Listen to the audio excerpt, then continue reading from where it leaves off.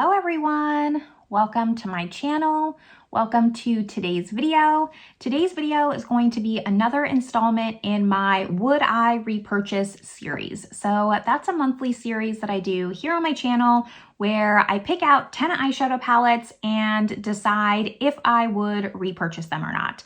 So if that sounds good to you, if you like talking about eyeshadow palettes, make sure you give this video a thumbs up. Subscribe if you haven't yet. I would love it if you stuck around, but with all that, let's just get started. All right, so the way that I like to do this video is with the premise that I already own these palettes in my collection.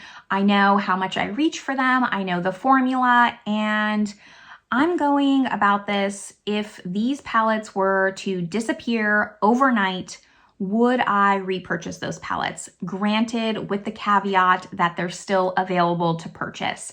So that's kind of how I go about it. I know that there's a few creators on here that do similar types of videos and they do it differently. Like if it was just newly released, would they purchase it? But that's how I like to do it. And I also like to randomly generate the 10 palettes that I'm going to talk about because I just think it's more fun when things are randomized.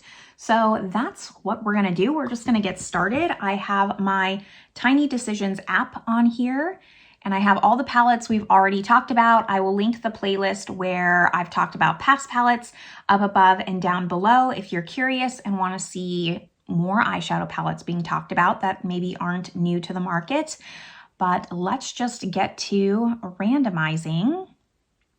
This is my favorite part.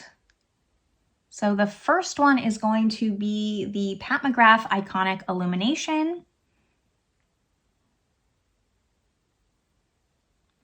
Second palette is the Simply Posh Cozy Cabin. The third palette here is the Lorac Sparkling.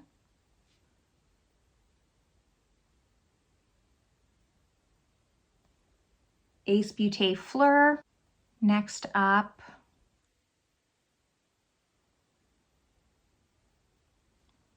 Odens Eye Christmas Eve.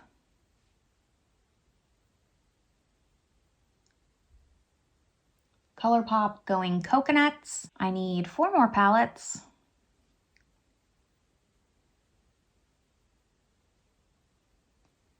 Bobbi Brown Capri Nudes. I actually already talked about that one in my first one. Okay, so we have to re-roll because I didn't do this the very first episode. I just pulled some, so some of those I have to still block out. So we're still at number 7. Laura Lee Los Angeles Nudie Patootie. This one's number 8. Begonia, part of the Fleur collection. I need 2 more.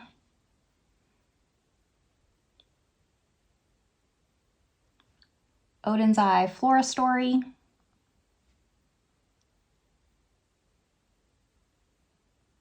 And Pat McGrath Bronze Bliss. All right, so now that I've chosen all 10 palettes, I'm gonna go grab those and we are gonna talk about them. I have all my palettes here in front of me, so we're just gonna go in the order that I pulled them in, and the first one is the Pat McGrath Quad in Iconic Illumination.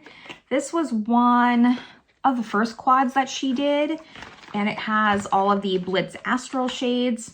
I have to keep the box because it has the shade names on it, which is a little bit irritating. But other than that, this is what this quad looks like. And I would like 100% repurchase this. This is my favorite of the Bliss Astral quads. I only have 2 of the 3. The other one that I have is Ritualistic Rose, but for some reason I like this one better. I feel like you can get a full look out of this if you want to. Now this is a little bit more of like a companion palette, but if you want to, you could pull in a typical look, at least typical for me, meaning one in the crease, something to darken up the outer corner, and then a shimmer on the lid, or even 2 shimmers on the lid. So this is something that I would repurchase. I think that you know, I would wait for a Pat McGrath sale. I wouldn't just pay full price for this, but I definitely do like having this in my collection. It's one of my more remembered Pat McGrath products that I have from her.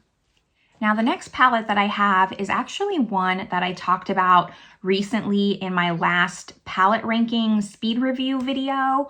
I finally took all the palettes out of my speed review drawer that I've had for like the last 6 months and ranked them all. And this one ranked pretty high up there. I'll link that video if you're interested in watching it, but it is the Simply Posh Cosmetics Cozy Cabin palette. I believe I ranked this number 2 in that ranking. Spoiler, this is what this palette looks like. I absolutely love this palette. I don't know the grip, the chokehold that this palette has on me, because it is really not my typical color story. It's very colorful. There's really no neutrals in here other than maybe this row, but I really enjoyed every single look. In my video, my dedicated video that I did of this palette, I did 1 look with each column here. So I did 6 looks total. The formula is really, really nice. It was my first time trying Simply Posh Cosmetics, and I have to say, like, I was just blown away by this palette. I guess when I purchased this, I didn't have the expectations. My expectations weren't that high for this palette. I, of course, wasn't expecting it to be bad, but I wasn't expecting it to blow me out of the water like it did.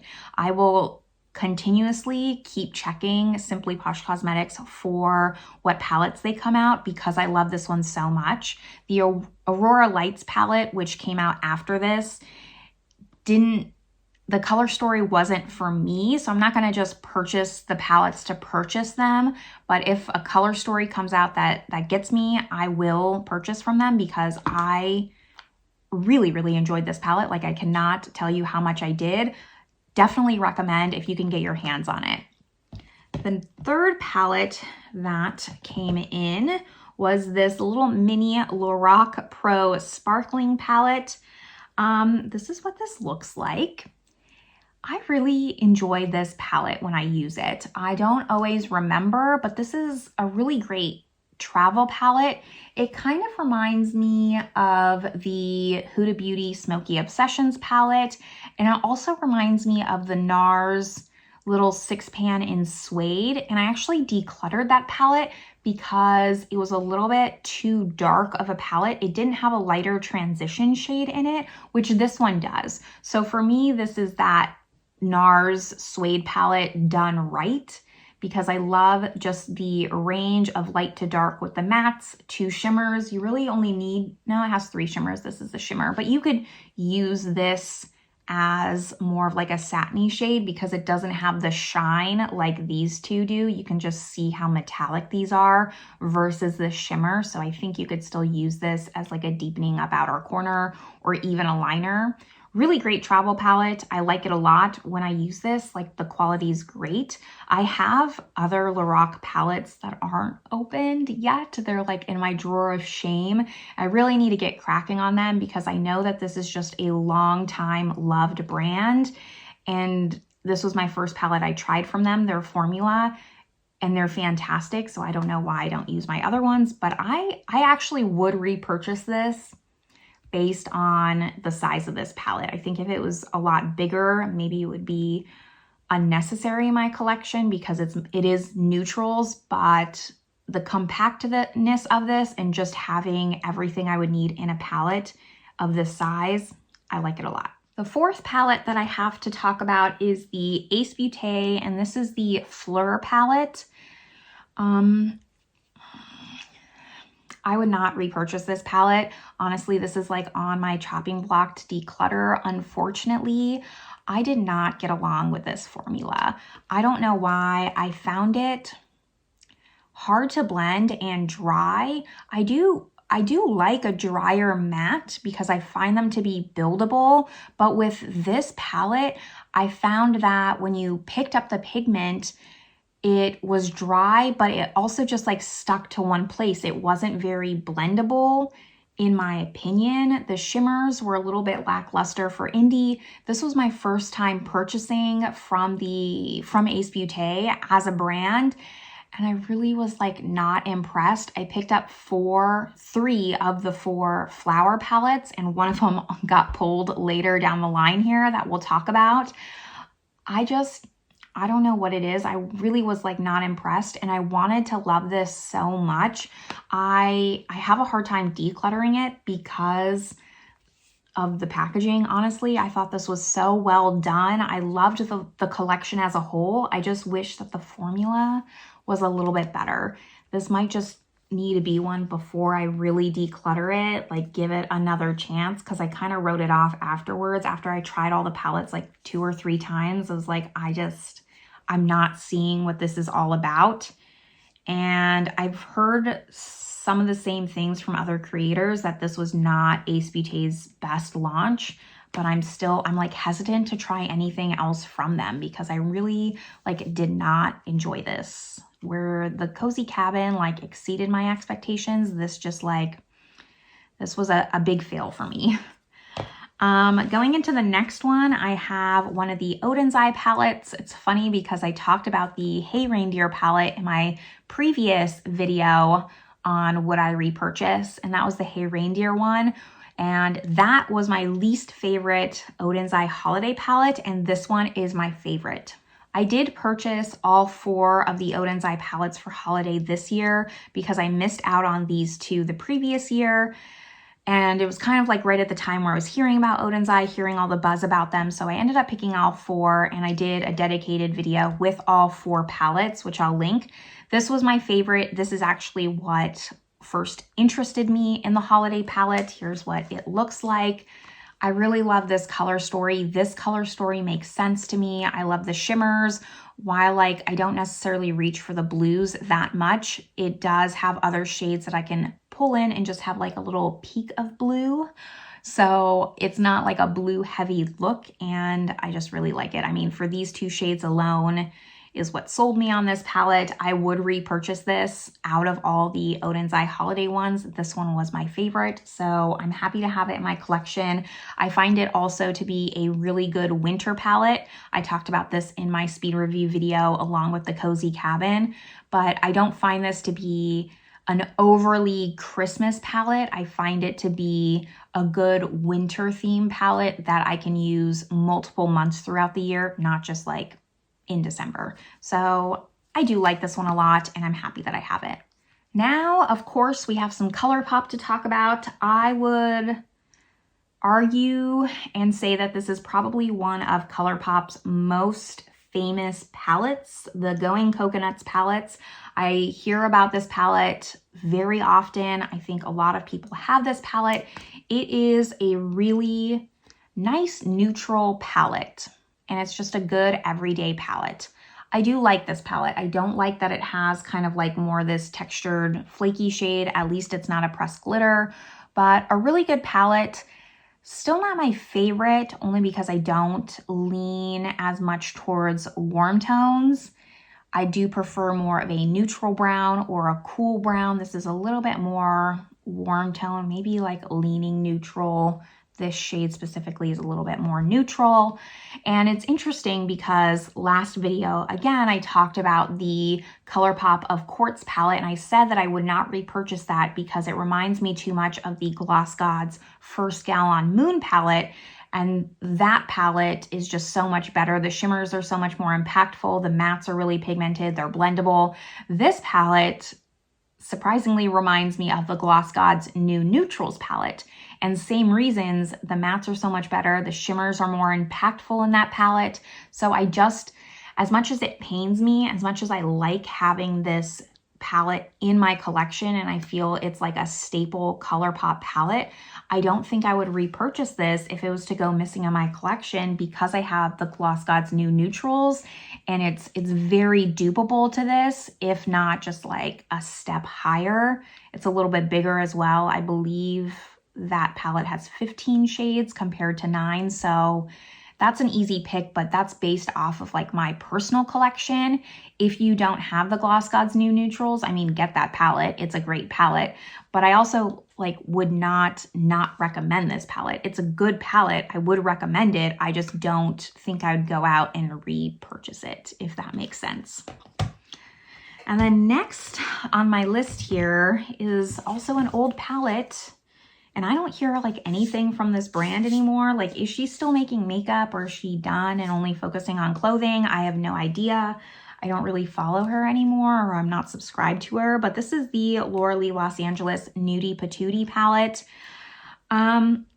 This is just like one of those, I don't think I could ever declutter it. I would have to put it in like my makeup memory box, because this is such it's a memory palette for me. It has good memories to it. I didn't use it that much, and to be honest, I don't think I'd repurchase it. I wish it was a little bit smaller. I believe her Nudie Patootie 2 palette is smaller.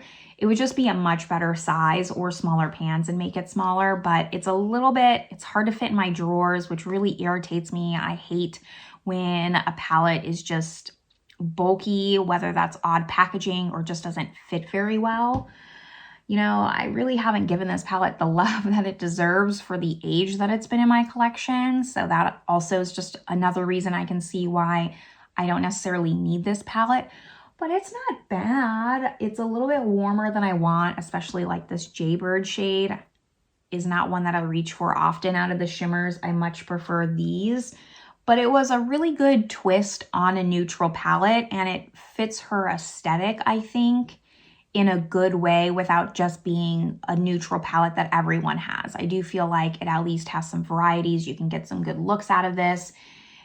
And I do really like this. At the time, like I really enjoyed all the things Laura Lee came out with for her makeup brand. Her as a person, like I said, I'm not subscribed to her anymore, but it is what it is on that. I don't dislike her enough to completely not purchase from her brand anymore. And I hope she continues with more things, because I wish that she kind of had the success that Lunar Beauty had. I felt like I really enjoyed the path that she was down. Wouldn't repurchase this, but I wouldn't. This is also not a palette where I wouldn't recommend it as well. It's a nice palette, and I'm glad that I at least have it in my collection. I have 3 more palettes to talk about, and this next one is the second Ace Beaute palette that I have. This is the Begonia palette, and here's what the inside looks like. We see this color story a lot. I almost didn't pick this up, but I really did want to have like a lot of these palettes. I thought they were so beautiful. This palette's worse than the Fleur. I found it harder to blend these out. I find it harder to find a cohesive color story. But I do see this color story often. I really think of the Give Me Glow Vivid Rose, I believe, palette. There's usually, we see like a lot of this like rose type of palette with this green, the pink, and the red is what I'm thinking of. I'm sure you can think of other palettes that are just not coming to mind. You can list them down below in the comments. But I found this palette harder to work with than the Fleur palette, surprisingly, because this has more purples in it. I just really did not enjoy this collection, so I would not repurchase it. It makes me really sad because I want to. I know, you know, some people complained about the size of the pans. I really don't care about that because I'm pretty light-handed and I'm not swishing around in my palettes that much. I do wish it was more of a square pan. Like I don't love this shape, but it doesn't bother me to the extent that like the size of this bothers me. So I won't even knock off points for that. It's just a formula problem, and they could have really improved on that. And it's just a little disappointing. I don't know what I'm gonna do for these. Like I know logically in my head I should declutter it, but my heart has a hard time because I love the packaging. I love the front of this so much. It's simple but beautiful. I love it a lot. That's all I'm gonna say about those.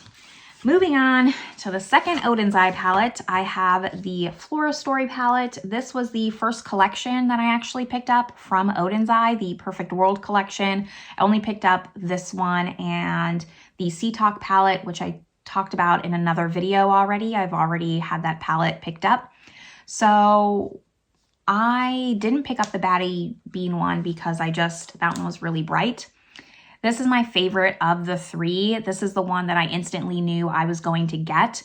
At the time, Odens Eye was getting a lot of buzz on the internet. I had missed the holiday collection, and this was the first collection that really dropped after that. And I instantly knew like this was going to be the palette. This is like a top 3 perfect color story for me. I love the greens. I love the purples. I love that it has a neutral brown, the iridescent shade, everything about this, like except for maybe this color. I wish it was more of a green, less of a teal. But you already have this one. So it's like tough to say, really. I understand why this color's in here, but for me as like far as perfect palette, like I could do without this one. Other than that, no complaints. Formula is really great. This is what made me want to continue purchasing from Odens Eye. The shimmers really impressed me at the time when I first tried them. I remember being really blown away as far as the shimmers. And I'm glad that I picked this up. I would repurchase it. I don't have a lot of palettes, I feel like, with this green purple color story. I find the color story to be pretty unique, and I absolutely love this. It's like a really good, just neutral, but not neutral palette.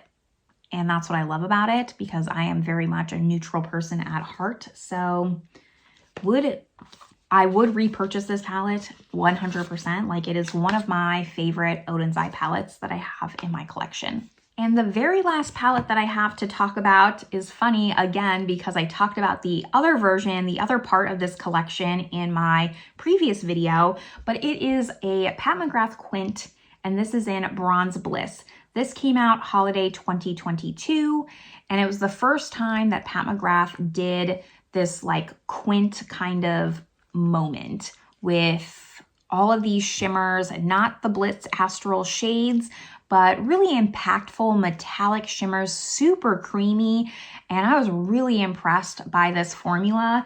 This shade here is called La Vie Noire. It's like a black, but to me it pulls almost navy. It's a very muted black. It's a little bit confusing to me.